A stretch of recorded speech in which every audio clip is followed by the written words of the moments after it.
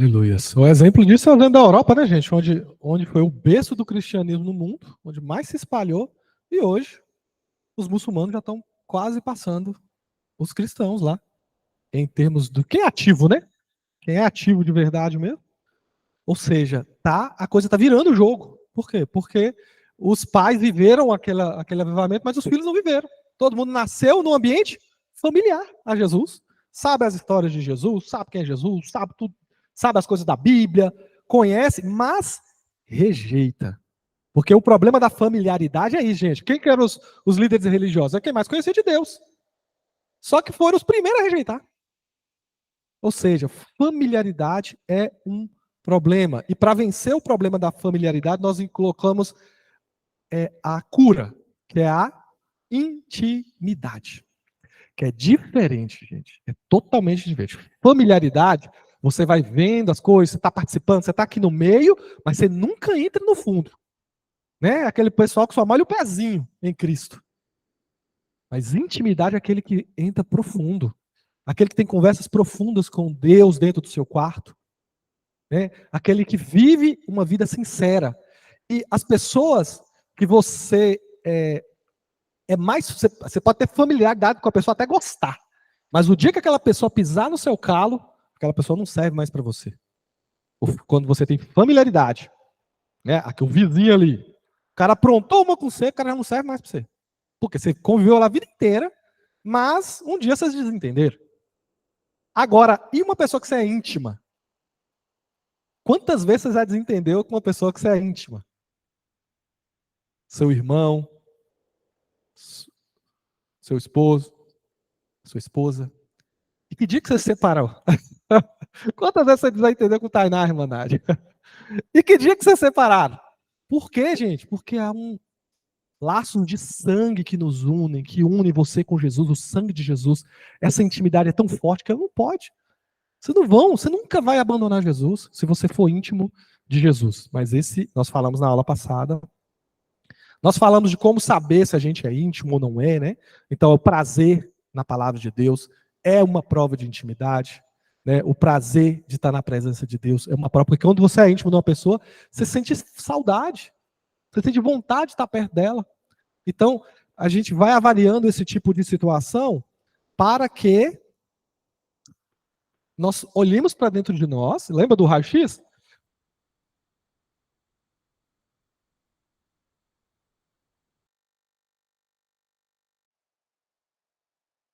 Eu vou orar, se eu orar 3 minutos, parece que eu estou o dia inteiro. Ou seja, tem isso. Agora, sinceramente, você olhando para dentro de si, que você não tem que olhar para as pessoas, porque dá para enganar muito bem, né? Um crente, enganar muito bem. Você é cristão e tal. Mas isso aqui é uma coisa que você só consegue olhar para dentro. Então, quando você olhar isso para dentro, faça uma oração sincera, Espírito Santo, muda a minha vida. Espírito Santo, me ensina a ser mais íntimo de Jesus. Eu quero isso e começa a caminhar, gente. É o hábito, né? Qual foi uma das primeiras palavras desse ano pra gente? Mudança de hábitos. É você se moldar a essa verdade, se você crê. Porque das características da fé é que ela muda a forma, o seu estilo de vida. Porque você pode saber que Coca-Cola faz mal. Então você acredita nisso. Mas se você tiver fé nisso, você paga. Você larga. Entendeu? Por quê? Porque aquilo foi tão forte em você que você não vai mais tomar. Né? O exemplo de Coca-Cola. É que foi ontem o exemplo do grupo de jovens, gente. Os jovens estão viciados em Coca. Secaram um litro de Coca-Cola na minha frente, gente. Um absurdo. E eu tomei 2 copinhos. Então, gente, nós falamos sobre nos tornar mais íntimo. Né? Eu coloquei uma palavra aí do Billy Graham. Eu nem estou conseguindo ler, mas dobre os seus joelhos e ore até que você e Deus se tornem amigos íntimos. Então, nós falamos também sobre essa questão de se tornar amigo de Deus, gente. Então, cuidado com a familiaridade. Às vezes, os mais familiares são os que mais rejeitam o evangelho quando chega. Por quê? Porque está acostumado, tem resposta para tudo. Tem teoria pronta para tudo. Então a palavra não penetra, porque criou fortalezas mentais que impedem a palavra, de penetrar. Então, às vezes, é mais perigoso ser familiar de Jesus do que nem gostar. Porque quando receber a palavra, vai ser uma novidade. A pessoa vai tentar entender, vai ter humildade, saber, eu não sei. Agora, vai falar com desviado para você ver. Especialmente desviado que já foi líder. Filho de pastor também, que o pai tentou inculcar tudo, mas que não teve intimidade, teve só familiaridade. As pessoas têm resposta pronta para tudo.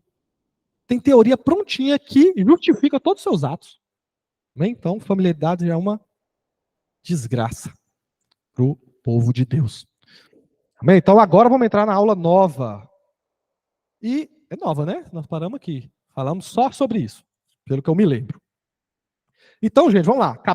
Versículo 43. Então, a primeira coisa, eles rejeitam Jesus porque já conhecia. Não é esse o filho de José? Não era o carpinteiro?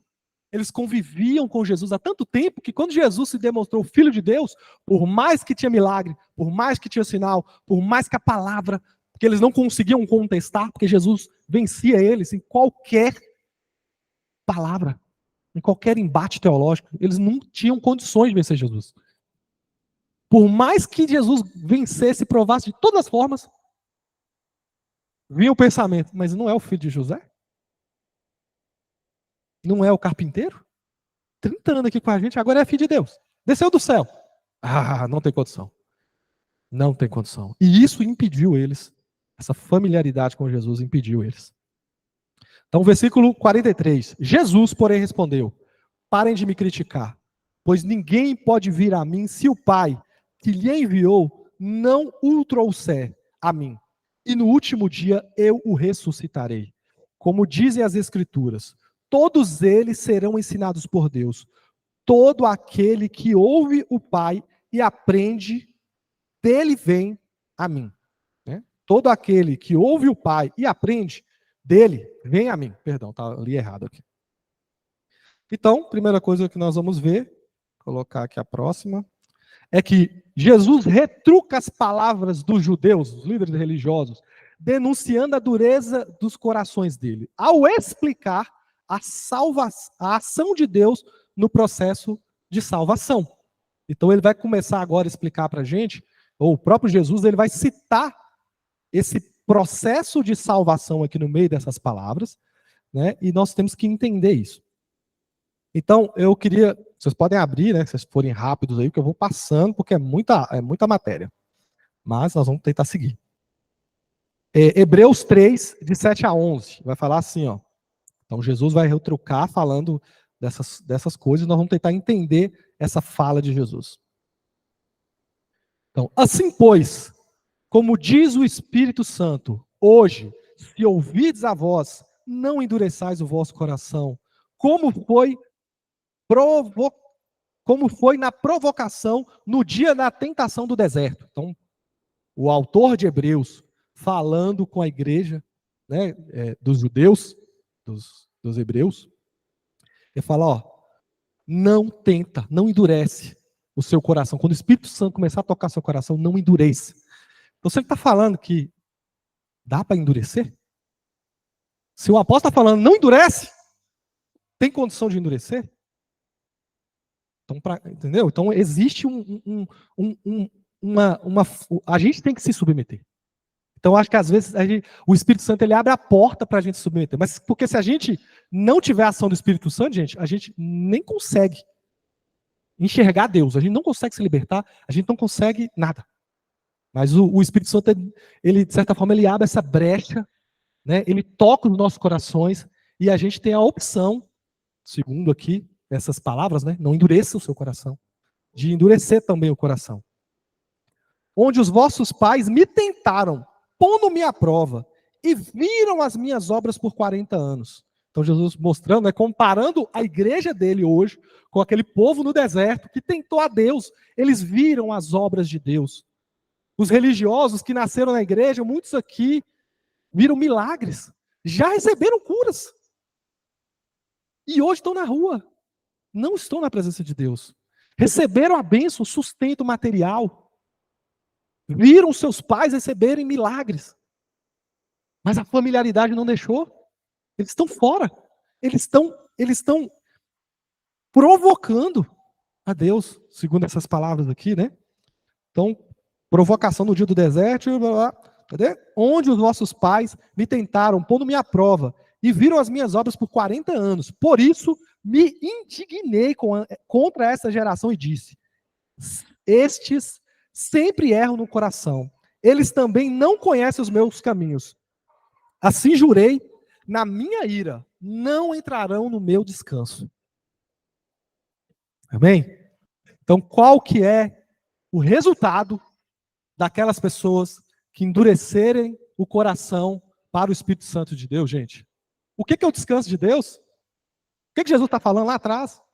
Quem comer desse pão terá vida. O que é o descanso do Senhor, gente? A vida eterna. Quem endurecer o coração para o Espírito Santo não vai ter a vida eterna. Não adianta se você tem pedigree de crente. E tem muita gente que tem pedigree de crente, né? 3 gerações, 4 gerações de cristãos, né? Muitos aqui têm, mas isso não garante. Não garante salvação de ninguém. O que garante a salvação é você abrir o seu coração para Jesus. É você se entregar para Jesus. Né? Deus provê todos os meios para a salvação. Ele nos põe na presença de Jesus, seja por necessidade ou por oportunidade. Jesus não expulsou o povo a primeira vez na multiplicação dos pães. Ele fez a multiplicação para abençoar aquelas pessoas. E através daquela multiplicação seria o caminho para que eles chegassem a Jesus. Só que quando as pessoas se apaixonaram pela bênção, Jesus cortou. Chega. Vocês não estão entendendo nada. Mas podemos lutar contra o chamado Espírito Santo por não ser aquilo que imaginávamos ou queríamos. Não nos submetermos é desprezar o único modo de sermos salvos. Então, vocês entenderam essa parte aqui, gente?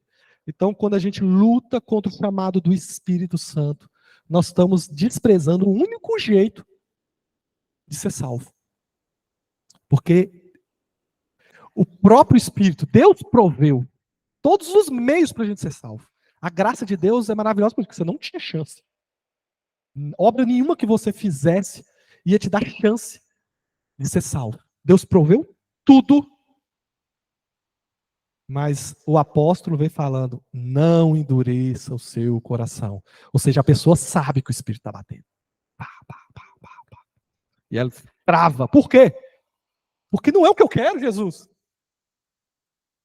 Não é o que eu quero. É por isso que trava. É porque eles vão entendendo que a vontade de Deus é diferente da minha vontade. E o que eu vou fazer? Eu vou tomar uma escolha agora. Por mais que eu sinta o Espírito bater, eu vou tomar minha escolha. Ou eu escolho fazer a vontade de Deus, ou eu escolho fazer a minha. Isso é a externalização da sua decisão. Porque você pode continuar falando, eu sou filho de Deus, eu sou cristão, eu sou crente. Mas você pode desobedecer. E na prática você não é. Você endureceu. Porque Paulo está falando aqui para crente, gente. Paulo, né? Por falar, Hebreus a gente não tem certeza que é Paulo. Mas tem muitos indícios. Mas o autor de Hebreus está falando para uma igreja. Acordou, irmã Emily? Igreja. Não está falando para o povo do mundo. Você pode até usar esse versículo aí para evangelizar. Evangelizar, mas você quer evangelizar crente. Pastor. Quando o autor de Hebreus diz, se hoje ouvires a voz do Senhor, não endureçais os vossos corações. Isso que nós temos que ceder, né, a ação do Espírito Santo na nossa vida. Né? Porque o Espírito Santo ele nos mostra o que nós temos que fazer. Né? E o que isso aí é deixar que a obra interna do Espírito Santo que trabalhar o nosso caráter. Igual o Diego falou, às vezes você está com a irmã, você está engessado. Eu não é do jeito que eu quero, não é da maneira que eu pensei, não é assim que vai acontecer. Não, o Espírito Santo, ele é que nos molda.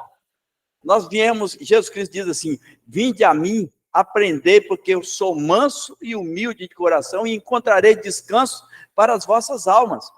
Então o Espírito Santo, ele faz essa função de nos incomodar, de orientar, nos direcionar, porque tem a missão do Espírito Santo e tem a obra do Espírito Santo, que é para o crente.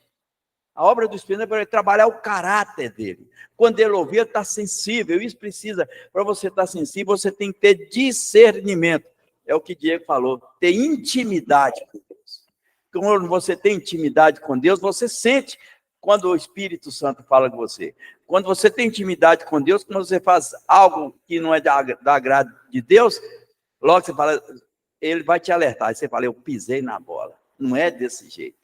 Eu tenho que consertar isso, eu tenho que resolver isso. Isso vai durante a nossa vida que o Espírito Santo vai nos moldando para lá na frente nós podermos fazer a diferença. E aí quando nós ouvimos a voz do Espírito e não endurece o coração, o Espírito Santo vai nos moldando, tirando todas as quisilas, todas as pendências que nos impedem de chegar a Deus para que o nosso cálice se transborde. Aleluia. E fala, né? Então, aqueles que se submetem à voz do Espírito Santo vão a Deus e não são jamais abandonados por Jesus. Então, Jesus vai falar naqueles últimos versículos, né? Aquele que o Pai me envia não se perde. Nesse sentido, né? As pessoas que receberam o toque do Espírito Santo se submetem ao Espírito Santo. E, gente, eu não estou falando que você virou santo da noite para o dia. Às vezes você vai lutar contra pecados. Eu não quero pôr peso de culpa em ninguém. Porque às vezes nós estamos lutando contra pecados, mas eu estou consciente. Eu sei que eu estou errado. Eu quero mudar, me ajuda Jesus. É isso. Tá? Porque às vezes né, tem gente que eu vim de uma tradição que era muito pesada. Né? Eu aprendi muitas coisas, mas num ambiente que às vezes me colocava peso de culpa. A verdade é que você só tem que ter o coração aberto para Deus. Deus, eu estou aqui disponível, eu ainda não consigo, mas eu quero. Pode trabalhar em mim. E clama a Ele, clama por socorro, gente. Clama a Deus por socorro. E Ele pode te livrar de todos os seus pecados. A graça te dá esse poder de ser salvo e de ser santificado. Porque está falando, né? Sem a santificação, sem a qual ninguém verá a Deus. Então a graça não é só salvação da alma. A graça também é uma possibilidade de salvação. Alguém ia falar aqui? Como é que é? Desliga um áudio aí. Então, gente, Apocalipse. Então, os que vêm para Jesus não são abandonados por Jesus jamais. Apocalipse 3:20. Eis que estou à porta e bato. Se alguém ouvir a minha voz e abrir a porta, entrarei em sua casa e cearei com ele e ele comigo. Para quem que é esse versículo? Irmã Marina. Hã? Irmão Alisson, para quem que é esse versículo? Essa famosa frase, eis que estou à porta e bato. Para quem que Jesus estava falando? Igreja de Laodiceia. Igreja de Laodiceia, gente. Mais uma vez, um versículo que a gente usa muito para os não convertidos, e podemos usar. Toda a palavra de Deus está no princípio da palavra. Mas eram para crentes. E se Jesus está batendo para entrar dentro de uma igreja, significa que o quê, gente? Ele está lá dentro. Ou seja, estão cultuando Jesus. Quer dizer que dá para cantar louvor para Jesus, pregar a palavra, confraternizar entre os irmãos, e Jesus não está aqui. Há a possibilidade, gente. E Jesus está falando, abre para mim. Ele está pedindo. Deixe eu entrar. Está dando uma escolha. Se você entrar, nós vamos ter uma relação de intimidade. Porque ele fala o quê? Eu cearei, eu vou entrar com você, eu vou cear com você. Gente, cear naquele contexto é uma das maiores, e até hoje, né? Quem senta na sua mesa para jantar com você, para comer com você? Quem mais come na mesa com você são os seus mais íntimos. Primeiro a sua família, todo dia senta à mesa com você. Depois seus amigos. Sempre que você pode, vocês sentam juntos para comer. Né? Isso é lindo demais. O que Jesus está chamando eles aqui, ó, deixa eu ser íntimo de vocês, abre para mim a porta. Né? Então, Nós precisamos disso, gente. Examine o homem a si mesmo. Jesus nos dá uma advertência para hoje, gente, para não vivermos enganados. E o versículo vai terminar, né? Todo aquele que ouve o Pai e aprende dele, vem a mim. Então o Pai provê os meios da salvação. Né? Ele enviou o Espírito, ele mandou Jesus, Deus arquitetou toda a salvação. Agora, aqueles que ouvem o Pai e aprendem dele, abre o coração, né? Somando aí as palavras de Hebreus, né? Tem um salmo que fala: a soma das tuas palavras, Senhor, é a verdade. Então, muitas vezes tem que tomar cuidado com o versículo isolado. Todo versículo tem que estar conectado à soma. É por isso que em infraestrutura nós estamos tentando trabalhar, ler a Bíblia inteira.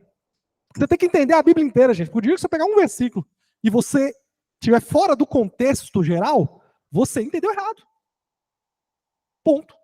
Porque a Bíblia não se contradiz. É um desafio de interpretação, às vezes. Você vai precisar de uma ajuda, vai precisar de um irmão mais experiente, para a gente trocar uma ideia. Amém? Então é isso. Você precisa ouvir o Pai e aprender dele. Opa, passando. Glórias. Ih, falei um monte de coisa e nem coloquei, né, os versículos aqui. Mas tá bom.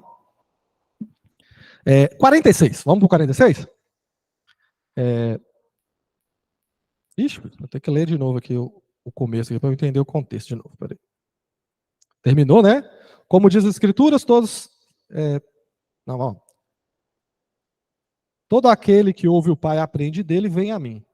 Não que alguém tenha visto o Pai, somente eu, que fui enviado por Deus, ouvi.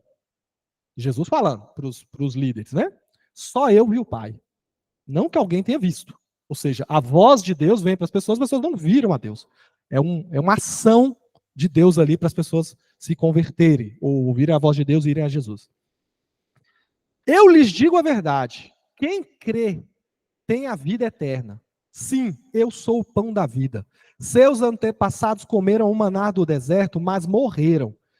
Quem comer do pão do céu, no entanto, jamais morrerá. Então, vamos seguir. Opa, esqueci de passar. Eu sou fraco com esses negócios. Então, tá aqui. Então, esse é o trechinho que nós vamos trabalhar. Então, a primeira coisa, gente, versículo 46. Né? O mestre declara a sua divindade ao dizer que estava na presença do Pai e o viu. Pensa aqueles líderes religiosos, gente, que tinham todo zelo pela palavra de Deus, as coisas de Deus, o ritual de Deus. Eles tinham todo aquele zelo, gente. Eles falam que, eu estava vendo, não vou trazer aqui os detalhes, mas falam que os escribas, na hora que escreveu o nome Yahvé, eles tinham que limpar a caneta, eles tinham que levantar, eles tinham que se purificar. Já pensou, você está escrevendo, já é complicado, você escrever um livro à mão. Mas na hora de falar o nome de Deus, ele parava tudo. Limpava a caneta, renovava tudo. Ia tomar um banho, ia arrumar. Aí ele vinha e escrevia Yahvé. Aí depois ele continuava. Olha o respeito que essas pessoas tinham. E aí vem essa pessoa que eles não estão mais aceitando, falar, eu vi Deus. Eu vi Deus. Né? Jesus não alivia nem ameniza a mensagem da palavra, gente. Primeira coisa que a gente tem que ver. Por quê? Porque às vezes você vai se deparar com pessoas que aquela palavra é difícil para eles ouvir. Não era difícil para aqueles líderes religiosos ouvir de Jesus. Eu vi o Pai face a face. Vocês não viram, mas eu vi. Para eles era difícil. Mas Jesus aliviou. Né? Jesus ele não amenizou. Né? Eu sou a favor de N estratégia. Qualquer estratégia para chamar as pessoas para a igreja, para aceitar Jesus. Cara, isso você faz, porque é bom. Tudo que não é pecado, pode fazer. Para trazer as pessoas à presença de Deus. Mas não mexe na palavra. Se tiver que perder, a pessoa perde, mas perde pela verdade. Porque a verdade é o que transforma. A mentira, sabe o que vira? Estatística. Se você alivia, que eu acredito que é muita gente que não entendeu o evangelho, né? Sai. Por quê? Porque se a verdade é o que liberta. A verdade é o que transforma. Se a pessoa ouve uma meia verdade, ela vai ser liberta? Ou vai ser meia liberta? Não sei. Vai ser mais ou menos liberta. Amém? Então a gente não pode amenizar a palavra. Ele tem que falar a palavra de verdade, com amor. Né? Ô, irmão, tem alguém que te ama demais. Tem alguém que te ama a ponto que entregou a vida por você. Mas se você não aceitar Jesus, você vai para o inferno. Infelizmente. Com as suas palavras, né, gente? Não precisa ser que nem eu. Mas a verdade é essa. E você não pode amenizar. Não pode. Pastor. Aqui em Mateus 27, 11, 27, é a síntese do versículo 46, que Jesus disse assim, ó: todas as coisas me foram entregues por meu Pai. Aí tem ponto e vírgula. Ninguém conhece o Filho senão o Pai. E ninguém conhece o Pai senão o Filho, aquele a quem Deus quiser revelar. Mostra a divindade de Deus, que ele tem poder sobre todas as coisas. E que ele veio para cumprir um objetivo que diz, no versículo 26, diz assim: sim, ó Pai, porque assim te aprove. É a vontade de Deus. Que ele quer, que Jesus veio para nos revelar aos pequeninos, que somos nós, a graça e a misericórdia de Deus. Aleluias. Então, é isso aí. Então, primeiro, no 46, Jesus revela a sua divindade. Por mais que isso fosse duro para aquele povo ouvir. 47, gente. No 47, digo-lhes a verdade, quem crê tem a vida eterna. Outro incômodo para as pessoas, gente, para os líderes religiosos aí. Por quê? Porque Jesus coloca a fé na sua pessoa. Tem toda gente que está falando, quem comer o pão da vida, quem se relacionar comigo, quem crê, e o tempo todo, eu espero que esteja claro para todo mundo, gente, que comer o pão da vida é crer em Jesus, certo? Quem crê em Jesus, quem comer o pão da vida, vai ter a vida eterna. Ou seja, quer dizer que não precisa mais do ritual de matar o animal. Então, gente, aquilo ali era ruim para os caras. Por quê? Porque eles iam perder o protagonismo da religião. Porque todo mundo buscava era eles para poder chegar em Deus. Todo mundo ia bater continência para eles. Só que Jesus está falando, gente, não precisa de nada disso, só precisa de mim. Para chegar a Deus. Só precisa de mim. Para alcançar a salvação, a vida eterna. Então aquilo ali é extremamente ruim para aquelas pessoas e por uma religião que era extremamente o quê? Performática, né? Então as pessoas tinham muitos rituais e os rituais estavam tomando o lugar do objetivo, que era estar ligado em Deus, é ligar as pessoas a Jesus. Quando Deus deu a missão a Israel de ser o povo de Deus, não é para eles serem os privilegiados, mas para eles serem uma forma do povo, das pessoas do mundo chegarem a Deus.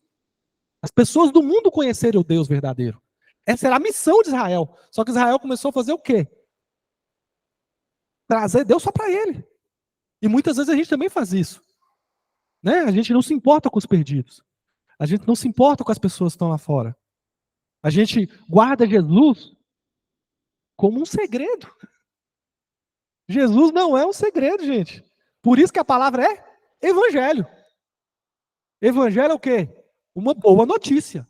E notícia tem que ficar onde? Espalhada. Jesus fala, gente, espalha. Não tem dó. Pode espalhar o evangelho. Bem, então isso é algo que a gente tem que pensar. Pastor Geraldo.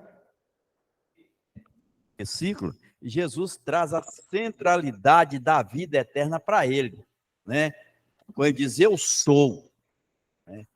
Quer dizer que quando a palavra dele diz assim, ninguém vai ao Pai a não ser por mim. Ele tá trazendo assim que todo aquele ritual que eles tinham, Jesus cobre e traz a centralidade para ele. Para aquele que crê em mim, tem a vida eterna. Aquele povo era péssimo ouvir isso. Não existe outro caminho. Né? Não adianta você não ter meia volta, não ter atalho. Né? Isso é uma coisa maravilhosa, assim, que nós entendemos que é a dependência de Deus quando nós dependemos de Jesus. E uma coisa que a gente tem que entender, gente, nós não vamos ouvir isso em qualquer púlpito, em qualquer lugar. Sabe por quê? Porque isso é liberdade. Saber disso é liberdade. Muito púlpito, muito lugar vai falar o quê? Eles vão trazer a palavra de tal forma que se eu revelar isso aqui, que ele pegou um cara, não precisa de mim. O que vai acontecer? Não precisa de mim para orar no carro dele, na família dele, para ser curado. Tem gente que é o guru, o pastor vira o guru espiritual. Tudo tem que... Gente, o pastor é aquele que vai te ensinar a chegar em Deus, mas a maturidade, né, os nossos filhos, a gente não quer um filho que fica a vida inteira pedindo, precisando de mim. Eu quero um filho que seja melhor do que eu, maior do que eu, mais tudo que eu. É esse o meu Deus. Se eu fizer isso, eu venci como pai. Eu fui um bom pai. E os nossos pais espirituais, eles têm isso. Né? Eles estão trabalhando para a gente ser independente. Ou seja, vai ficar quem ama, não quem precisa. E tem muita gente que está em lugares porque precisam. Porque eles já estão aprisionados espiritualmente. Irmão Alisson. Essa questão que é traga aqui sobre aquela época, primeiro, eu sempre falo isso porque é uma coisa que sempre me choca, né? Uma sociedade baseada na religiosidade. Israel, ele respirava religiosidade. Todas as festas que tinham envolviam um templo, envolviam questões de religiosidade. Então, quando Jesus ele fala aquilo ali para eles tomam esse choque e eles rejeitam a palavra porque eles estavam cheios de religiosidade. Da mesma forma como hoje, a doutrina espírita, ela não aceita que o poder do sangue cobre os seus pecados. Isso é chocante para um espírito ouvir isso. E muitas vezes existem pessoas que estão dentro da igreja que nem ela sabe, mas ela também não aceita isso. Porque ela acha que é os seus méritos que vai fazer com que ela seja aceita. Então a gente vive uma linha muito tênue, e quando a gente fala que Jesus está fora lá da porta da igreja, que muitas vezes Jesus não é só a igreja de Laodiceia, a igreja de Laodiceia ela traz uma representatividade de muitas igrejas aqui hoje. Tem igreja que colocou uma Ferrari no altar para mostrar sobre a importância da prosperidade. Né? Então, isso vai muito mais além. Eu, dentro da igreja, ter essas minhas percepções, mas o mais importante é você, lá no seu trabalho, ter essa percepção. Doutora Nádia, lá no escritório dela, ter essa percepção. O irmão Juvenal, lá na ativa, eu sei que ele está aposentado, mas lá na ativa, combatendo o bandido, ter essa percepção.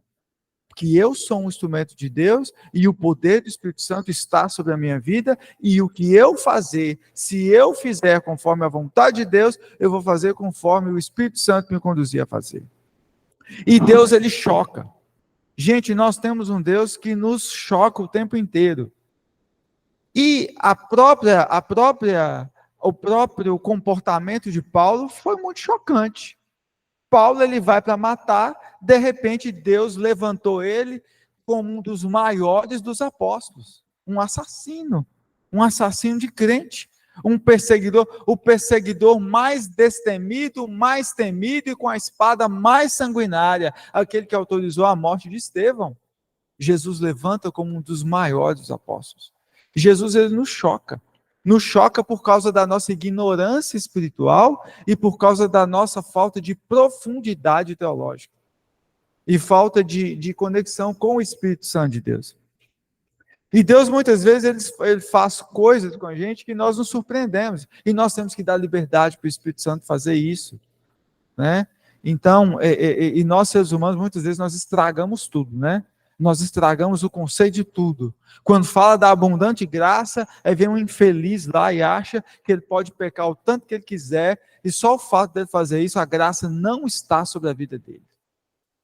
Então, a primeira vez, existem algumas características que nós temos que ficar atentos. O apóstolo Paulo, quando ele levanta cego, ele já levanta uma pessoa transformada. Como ele foi transformado, eu não sei, mas Deus sabe, é o poder do Espírito Santo. E muitas vezes nós esperamos muito de nós mesmos. Daí a nossa expectativa dos filhos dos pastores. Porque nós esperamos nas coisas carnais.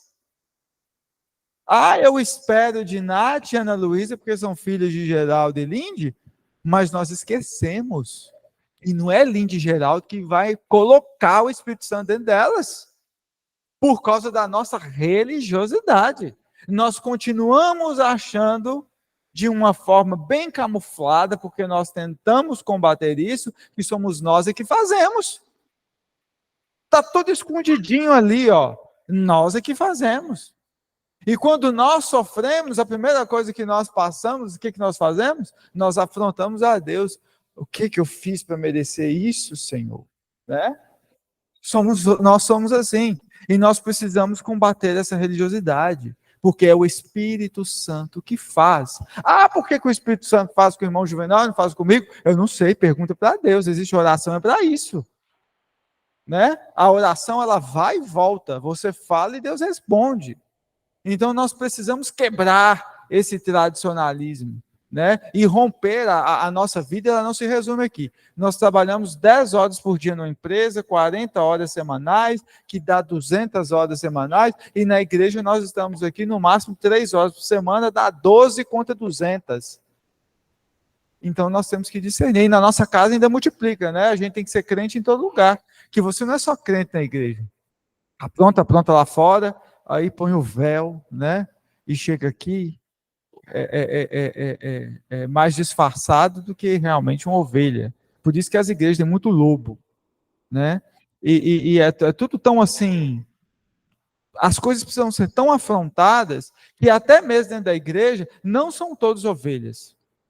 Se eu usar o óculos, eu sou daltônico e diz que tem um óculos que quando a gente coloca, a gente enxerga as cores normais. Então, se Deus enxergar, né, o verdadeiro, se é ovelha ou se é bode, deve ter muito mais bode do que ovelha na igreja. E, infelizmente, gente, é verdade. É verdade. A maldade, ela tem brotado no coração das pessoas de uma forma extraordinária. Só para fechar minha fala, uma vez uns soldados eles fizeram uma brincadeira, e uma brincadeira para mim de muito mau gosto, mas eles fizeram. As pessoas estavam, não sei se foi na Segunda Guerra, não sei onde é que eles estavam, não sei se foi na Rússia, na Alemanha.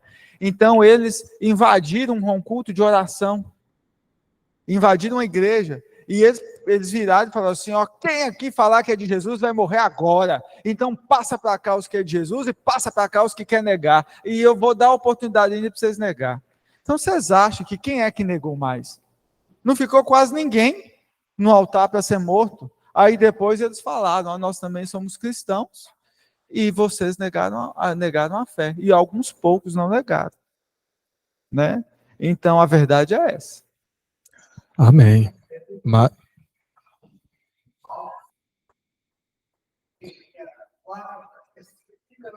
Crente com a Bíblia na mão. Aí tinha o tenente e os outros subordinados a ele, na viatura. Aí pegou aqueles, parou eles, abordou eles e perguntaram a ele assim, quem dizer que é crente aqui, vai ser preso, nós vamos consumir com vocês aqui, sumir vocês. Aí um foi falar assim, não, eu vou só na igreja, tal, mas porque meu pai me leva lá. Aí ficou só 2. Falou assim, eu sou evangélico. Você pode me levar preso, fazer o que quiser comigo, mas eu sou. Aí o tenente pegou e colocou no camburão, ia levando ele. E esse tenente, só para saber, e esse tenente era evangélico.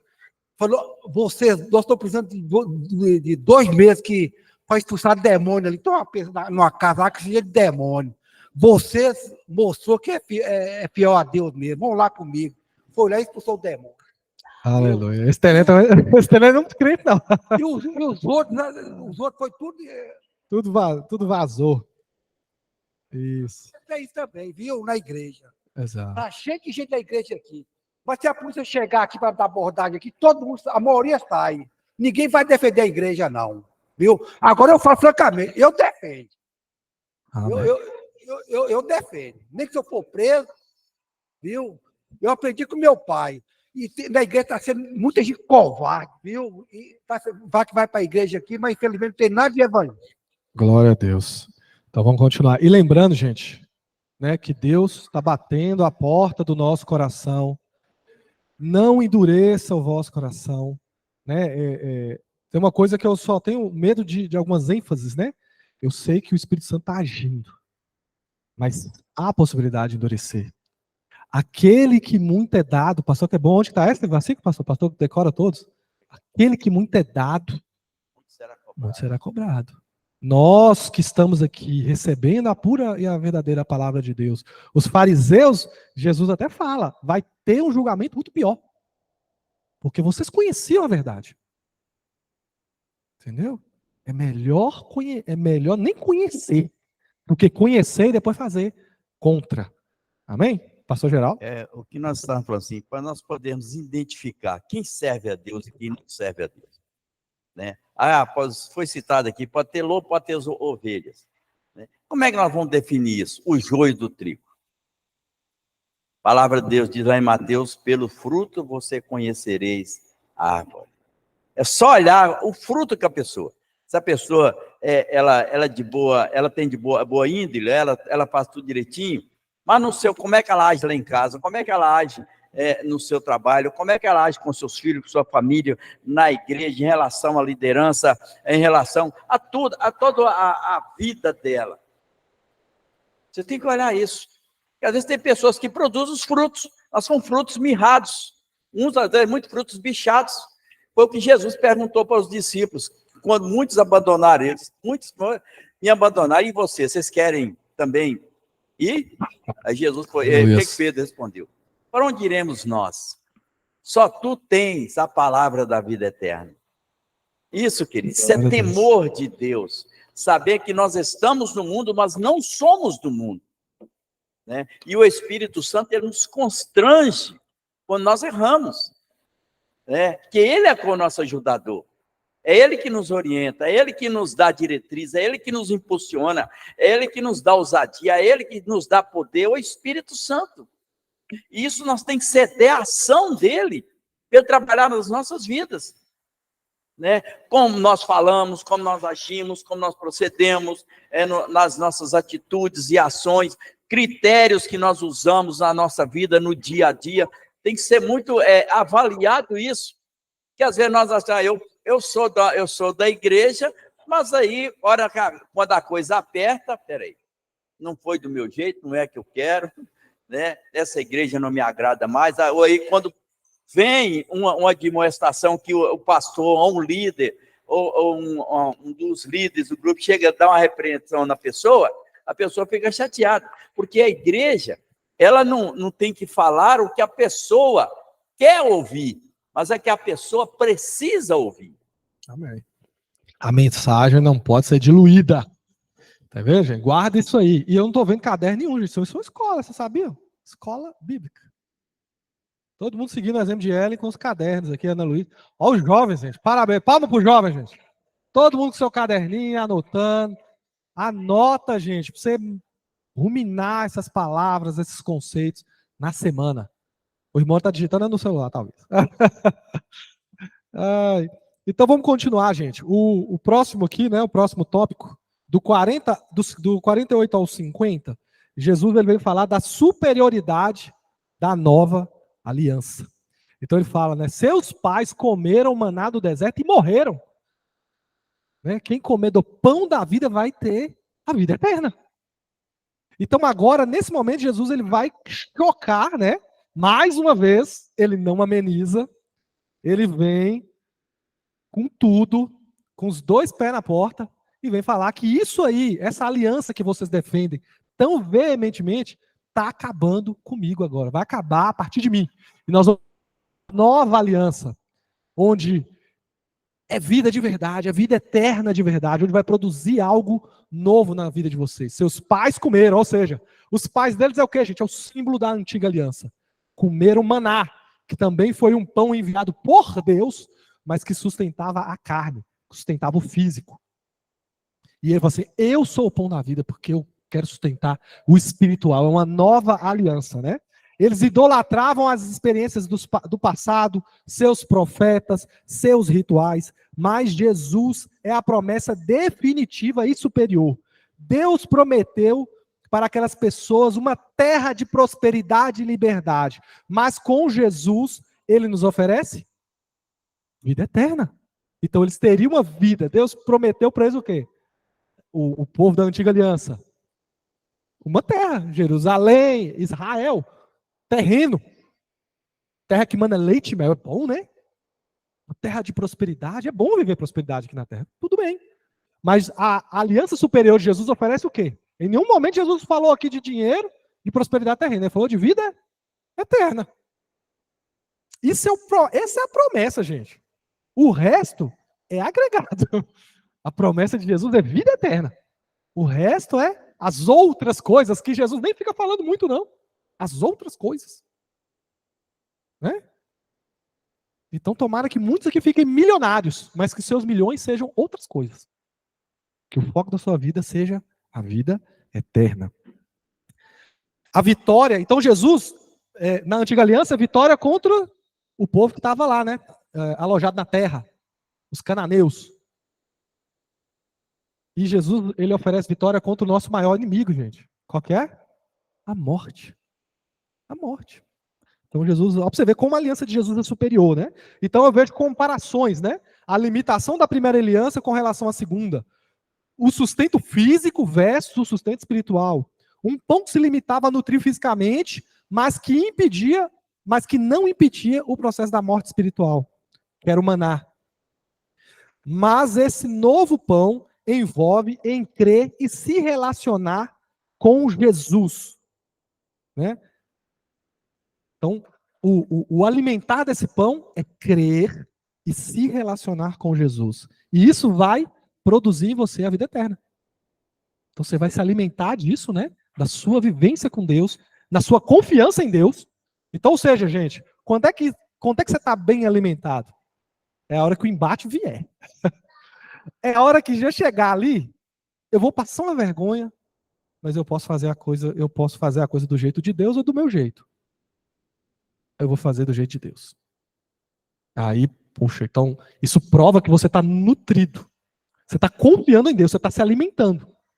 Né? Eu posso escolher, eu quero tanto casar com o fulaninho, mas Deus não quer.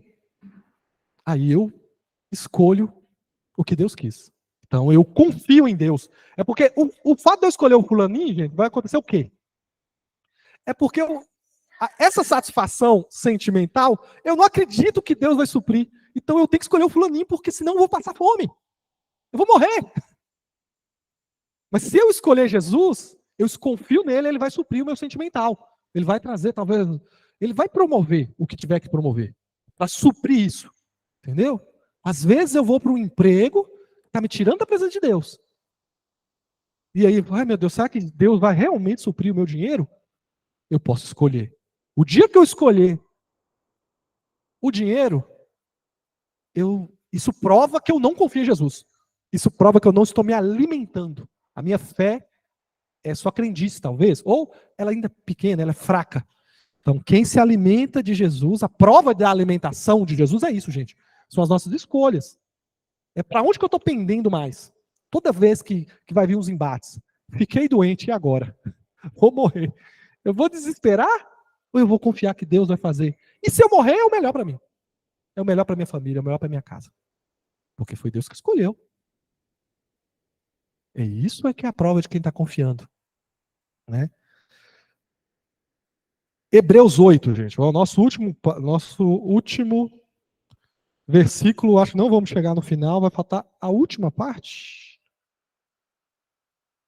Vai faltar as duas últimas partes. Mas não tem problema não. Vamos ler só mais esse versículo e encerrar. Amém? Hebreus 8, a partir do versículo 6. Vai falar dessa nova aliança que Jesus está falando. Tá vendo? Então Jesus ele vem lavando com a cara dos religiosos. Para aqueles caras, para esse público que está com o embate de Jesus aí, ele não está aliviando. E ele está falando tudo que esses caras não querem ouvir. Primeiro, ele desafia a divindade. Eu sou divino. Eu sou Deus. Eu estive com Deus. Aí já mata eles, porque para eles é um desrespeito. 2, Jesus vai falar, o único jeito de vocês chegarem à vida eterna é comer desse pão, que é ter fé e confiar em mim. Ou seja, é só confiar. Não vai precisar mais matar animal, não vai precisar mais isso, mais nada. Não vai. E agora eu vou falar, gente, isso que eu estou falando para vocês é uma nova aliança que é superior. É maior que a que vocês estão vivendo. Eu não estou falando que vocês estão vivendo, às vezes não é uma coisa que Deus produziu. No caso deles lá, né? Era de Deus, foi uma lei dada por Deus para eles. Eles estavam tentando viver aquilo ali. Meio desvirtuado, mas estava tentando, nas intenções. E agora Jesus vem apresentar essa nova aliança, gente. Nova aliança através dele. Então, Hebreus 8 vai falar aí também um pouquinho dessa aliança, né? Na versão NVT, eu achei mais clara, fala assim, ó, agora, porém, Jesus, nosso sumo sacerdote, recebeu um ministério superior, pois ele é o mediador de uma aliança superior, baseada em promessas superiores. Não é exatamente o que Jesus está falando com esse povo agora? Comparando o maná com o pão da vida? Comparando sustento físico com sustento espiritual? 7. Se a primeira aliança fosse perfeita, não haveria necessidade de outra para substituí-la. Mas, quando Deus viu que o seu povo era culpado, disse: está chegando o dia, diz o Senhor, que eu farei uma nova aliança com o povo de Israel e de Judá. Não será como a aliança que eu fiz com os seus antepassados, quando os tomei pela mão e os conduzi para fora do Egito. Não permaneceram fiéis à minha aliança. Por isso lhes dei as costas, diz o Senhor. Esta é a nova aliança que farei com o povo de Israel depois daqueles dias, diz o Senhor. Porei minhas leis em suas mentes e as escrevereis no seu coração. Então ele está mostrando a forma de viver a nova aliança. Qual é a forma de viver a nova aliança, gente? É na sinceridade. Porque eles estavam vivendo a antiga aliança. Mas era sincero? Deus não estava aceitando. Deus não estava gostando. Então ele fala de uma coisa que está na sua mente e no seu coração. Ou seja, não importa o que está acontecendo lá fora. As ações são produzidas de dentro para fora. E não de fora para dentro. Para agradar meu pai, para agradar minha mãe, para dar satisfação para o pastor, para fazer não sei o quê. Para parecer santo entre a sociedade, para ganhar elogios. É uma aliança o quê? Que nasceu, o seu comportamento o quê? Está vindo de fora para dentro. O que eu quero que as pessoas pensem de mim, ou a satisfação que eu quero dar, está moldando as minhas ações. Às vezes eu faço a mesma coisa. A irmã Nádia pode ir ali e ajudar os pobres. Mas para parecer bonita. Na televisão, para todo mundo falar bem dela, para não sei o quê. O quê? O comportamento dela foi forjado de fora para dentro. O que é... As palavras, mas se essa nova aliança está dentro de você, na sua mente, no seu coração, você vai ajudar por isso, saindo para fora. Os dois estão fazendo a mesma coisa. Um é de Deus, o outro não é de Deus. Porei as minhas leis na sua mente e escrevereis em seu coração. Serei o seu Deus e serei o meu povo. E não será necessário ensinar os seus vizinhos e os seus parentes, dizendo: você precisa conhecer o Senhor, pois desde o mais humilde até o mais importante me conhecerão. Ou seja, está falando de uma questão mais próxima. Cada um vai poder ter o conhecimento de Deus. Ele está te dando uma porta para você não precisar de mediador. Você pode entrar na presença de Deus. Você é livre para isso. Isso é um benefício, é um privilégio. Que o Filho de Deus morreu para você, para te dar esse presente. Já pensou? Eu me matei para entregar um presente na mão da minha filha. Ela pegou esse presente e jogou na lata do lixo. Imediatamente. Ou desprezou, tratou como uma coisa fútil e banal. Eu me matei. Eu dei tudo para isso. O que você acha que uma pessoa dessa merece? Né? Assim é as pessoas que rejeitam a salvação do Senhor. As pessoas que Jesus está batendo na porta, mas está endurecendo. Porque se eu abrir, eu vou ter que mudar. Eu vou ter que mudar se eu abrir para Jesus. Eu gosto tanto dessa vidinha que eu levo. Né? Eu, 12, tá, gente? 12. E eu perdoarei a maldade e nunca mais me lembrarei dos seus pecados. Remissão sem você merecer. Você vai ser santo por causa de Jesus, irmã Andréia. Você não merecia, você cometeu um monte de pecado, mas você vai ser um homem santo, irmão Carlos. Carlos, o Santo São Carlos. Por quê? Porque ele foi apropriado. Você pode fazer Jesus. pelo sangue de Jesus, eu recebo essa justificação e eu vivo através dela. Eu confio nela, eu entro na presença de Deus, porque, gente, na moral, se a gente entrar na presença de Deus com pecado, por que você acha que o povo não quis subir o monte? Deus promoveu toda uma situação para todo mundo subir, conhecer a Deus, receber a palavra. O que eles falaram com Moisés? Ô Moisés, vai você. Que Deus falar com você, você vem e fala com nós, nós vamos obedecer, mas a gente não vai, porque se a gente entrar na presença de Deus, a gente vai morrer. E tem uma hora que Deus fala, eles tinham razão. Porque se entrar na minha presença, vai morrer.